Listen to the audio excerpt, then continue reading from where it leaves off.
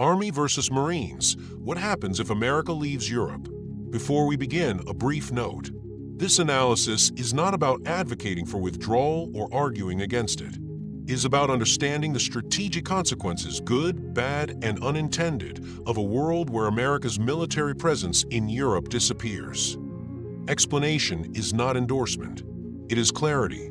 For over 75 years, the United States has maintained a continuous military presence in Europe, not to occupy or rule, but as something far greater than a fighting force, the cornerstone stabilizing a continent shaped by war. The question today isn't subjective. It's objective, strategic, and grounded in reality.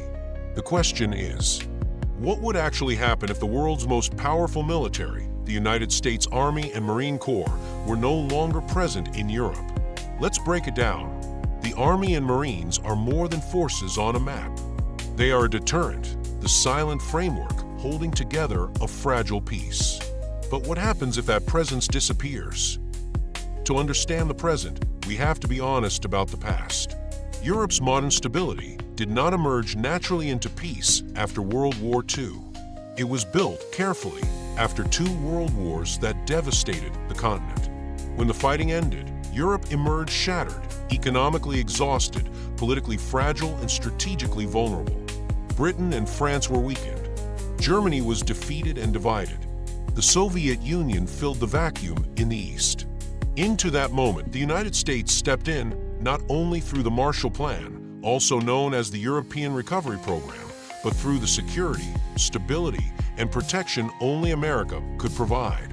Launched in 1948, the ERP was a massive U.S. initiative to rebuild Europe after World War II, restore economic stability, prevent the spread of communism, and create conditions where democratic institutions could survive. The United States Army provides sustained land power, logistics, armor, command structures, and long-term deterrence. The United States Marine Corps offers rapid response, crisis containment, expeditionary force, and immediate pressure when instability flares.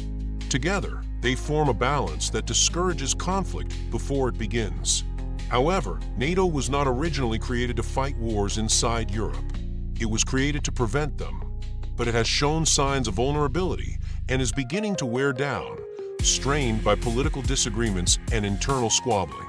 Today, that balance is under strain. Across Europe, governments are increasingly divided. Coalition instability, internal political disputes, and competing national priorities are becoming more common. At the same time, NATO and EU unity, once assumed, now faces growing pressure. Debates over defense spending, migration, sovereignty, and foreign policy are widening cracks between allies. While most nations remain formally committed, fractures are visible and adversaries are watching closely. Unlike the United States, where states are united under one nation, Europe remains a collection of individual countries. Even after the development of the European Union, Europe will never be a single unified state. The American role became three things at once: a deterrent against external aggression, a stabilizer between historical rivals, and a guarantor of a rules-based order that replaced force with cooperation. This presence reduced the incentive for European nations to rearm against one another and allowed economic integration to take root. Nowhere is this more evident than in Eastern Europe. Stability depends on the forces surrounding it. The ongoing conflict between Russia and Ukraine has reshaped Europe's security reality. Borders once considered settled are now contested. Red lines once unthinkable are now tested. In this environment, American forces are not simply participants, they are deterrents. The presence of the Army and Marine Corps signals commitment and strength. Their absence signals weakness and uncertainty. Deterrence matters because uncertainty spreads quickly. If the United States were to walk away and withdraw its Army and Marines from Europe today, the consequences would not be immediate, but they would be inevitable. Without American ground forces, regional rivalries could intensify. Smaller nations may feel compelled to militarize rapidly. Old territorial disputes could resurface. Political disagreements could escalate into military standoffs. History shows us that power vacuums are rarely left unfilled, and these vacuums are often filled violently. Europe could manage much of its internal security without the United States. This is true, but the risk lies at the margins, moments of crisis, gray zone conflicts, and external pressure testing alliance unity. U.S. presence doesn't replace European strength, it reinforces and safeguards it. Joint exercises like Defender Europe, Cold Response, and NATO rapid deployments are not to be overlooked. They test logistics, they synchronize command structures, they prove that American, European, Army, and Marine units can fight together immediately. The Army provides sustained land power, mobility, and command depth. The Marine Corps provides speed, expeditionary reach, and crisis response. Even though Allied forces train with the United States Army and Marine Corps, they are not even close to being equal in force and capability. However, these exercises turn political promises into operational reality. Without that integration, deterrence weakens, not overnight, but steadily. And if the United States were to leave NATO, NATO would cease to exist. This is where the distinction matters. The U.S. Army anchors long-term stability, bases, infrastructure, and sustained deterrence.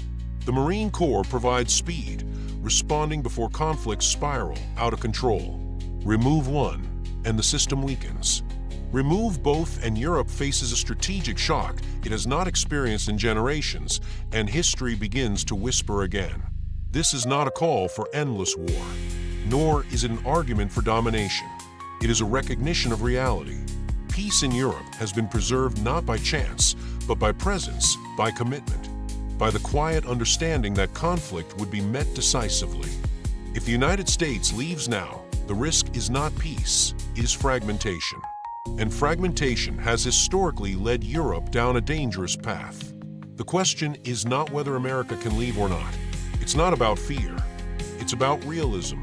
Peace in Europe is the result of layered systems, institutions, economics, governments, and military deterrence.